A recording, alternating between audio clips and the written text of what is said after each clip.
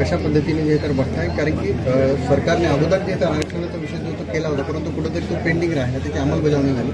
आता सरकार काय ॲक्शन घेईल असं वाटतं? हा, म्हणून दादा जरांगे पाटला मूस कुंडी सर्टिफिकेट त्यांच्या पहिल्या आंदोलनात खूप जणांना भेटली आहे. त्यांची जी मागणी आहे आणि ती सर्व समाजाची मागणी आहे आणि त्या मागणीसाठी सर्व समाज असे करतो. आम्ही सुद्धा त्यांच्यासोबत आहे. आणि निवडणुकीच्या सुद्धा मला जेव्हा लोकांनी विचारलं होतं की ह्या आरक्षणाबद्दल काय आहे, म्हणून दादा जरांगे पाटील म्हणतो. दादा, संतोष देशमुख हत्या प्रकरणात अनेक व्हिडिओ समोर येत आहेत, अनेक ट्विस्ट आता समोर येत आहेत. नेमकी काय बीडमध्ये हा प्रकार सुरू आहे?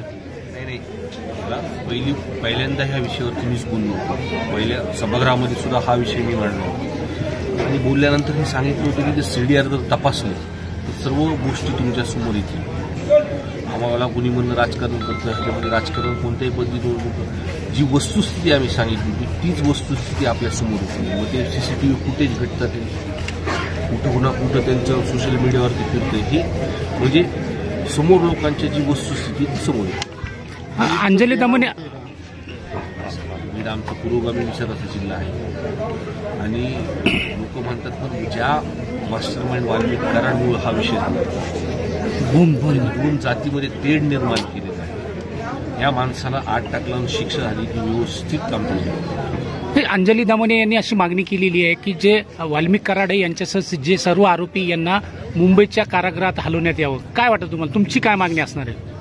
माझी हीच आहे की जे मंत्रिपद आहेत नरेंद्र मोदी साहेबांकडे, त्या मंत्रिपदामुळे कुठंतरी त्यांना संरक्षण भेटतं, VIP ट्रीटमेंट भेटते. त्याच पद्धतीने वाटतं अंजलीताई दमाने या बोलल्या आहेत, जर ह्यांना मंत्रिपदावर काढलं, ह्यांचा राजीनामा जर घेतला तर मग त्यांना कुठंच हलवायचे. अंजली दमाने असे आरोप केले आहे, ते आरोपीसाठी पाटलांची भेट घेतलेली आहे, काय बोलणं झालं? तब्येती काळजी घ्या, त्यांची आधी तब्येत खराब आहे. मागच्या बरेच आंदोलनांना आम्ही सोबत होतो. व्यासपीठावर सुद्धा त्यांना चालताना उठताना बसताना त्यांचे हातपाय थरथर करत होते. म्हणून त्यांनी काळजी घेतली पाहिजे हेच सांगितलं.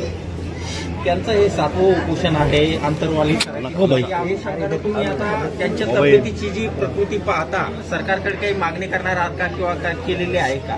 मी त्यांना बोलताना आता तीच सांगितलं की आमच्याकडे जी जिम्मेदारी असेल, त्यांनी मला आशीर्वाद दिला आहे आमदार होण्यासाठी, त्यांनी जी जिम्मेदारी असेल ती आम्ही पाहू. ती सरकारला बोलायची असेल किंवा जी अधिवेशनामध्ये बोलायची असेल, त्यांची जी भाग आमच्याकडे देईल तो आम्ही जिम्मेदारी पार पाडू. सरकार गंभीर दखल घेईल असं वाटतं. समाज पूर्ण भावना त्यांच्यासोबत आहे. त्यांना थोडा थोडा त्रास झाला तर लोक रस्त्यावरती उतरतात. याकडे सरकार लक्ष देणारच. आता